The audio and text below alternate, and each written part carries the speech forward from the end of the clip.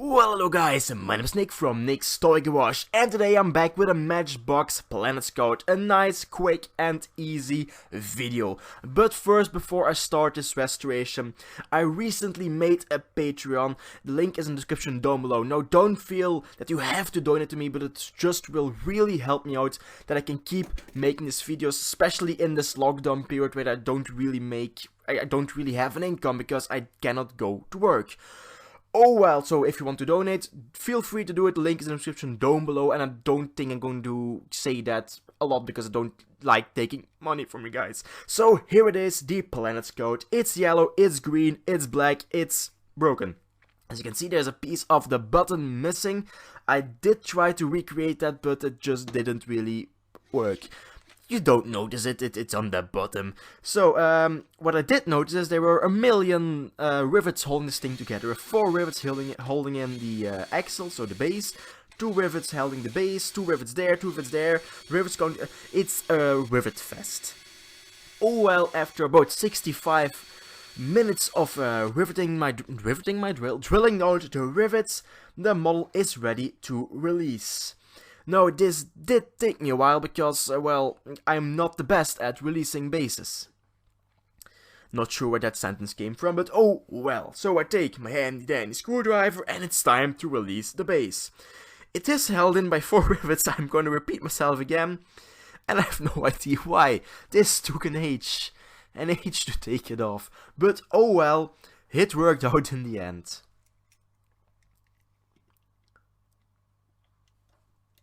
So after the little base strip releases, the axles just fall out because that was the only thing holding in the axles and the wheels.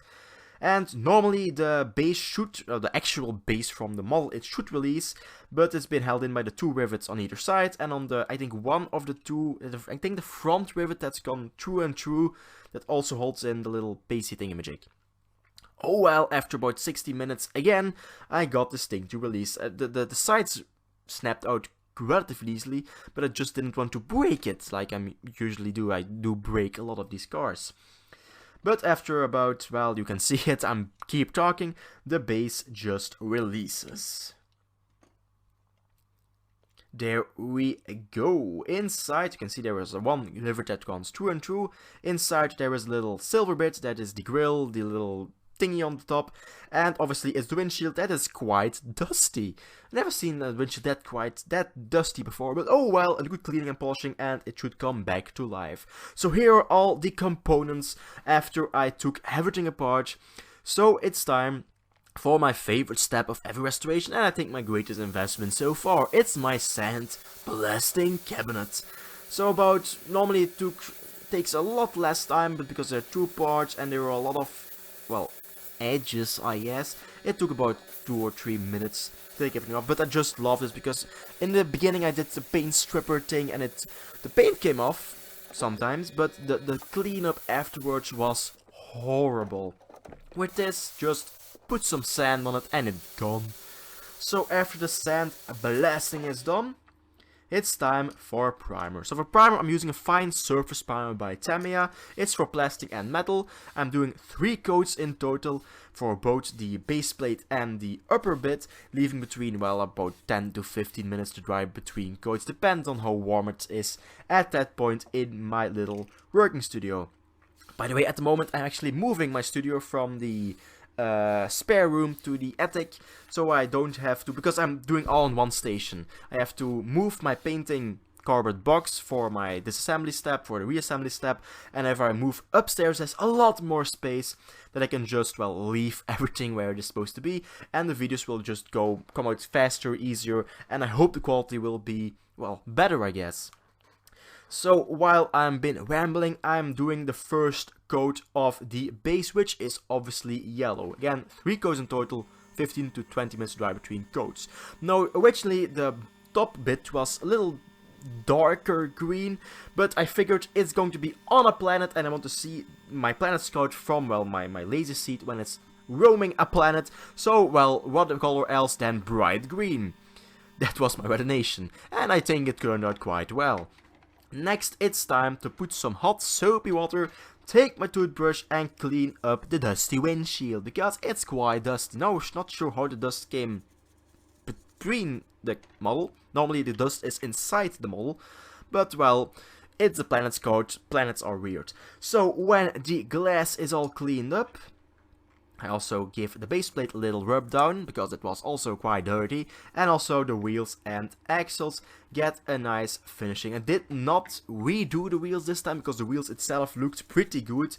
The tires, looking back at it, they kind of needed a lick of black paint, or another way to... If you have any suggestion how I can make the wheels look, well, black again, maybe some plastic restore, not really sure. Let me know in the comment section down below.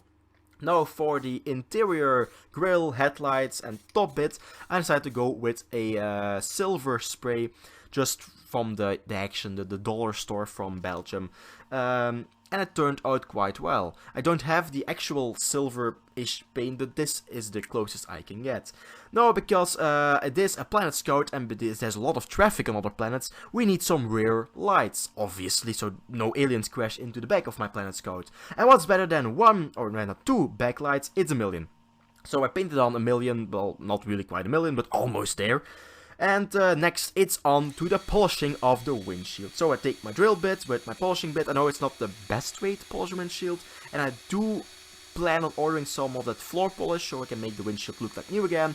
But since that hasn't arrived yet, or I didn't even order it yet, it's just the drill bit for now. Now for the reassembly. First, the top with the windshield, then the grill, back bit, light thingy goes in again, and the interior obviously.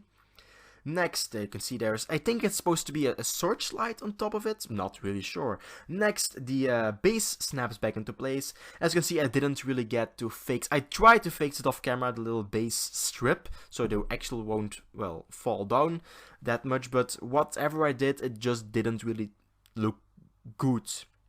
Next, the actual plate goes on, so the wheels and axles stay in their places.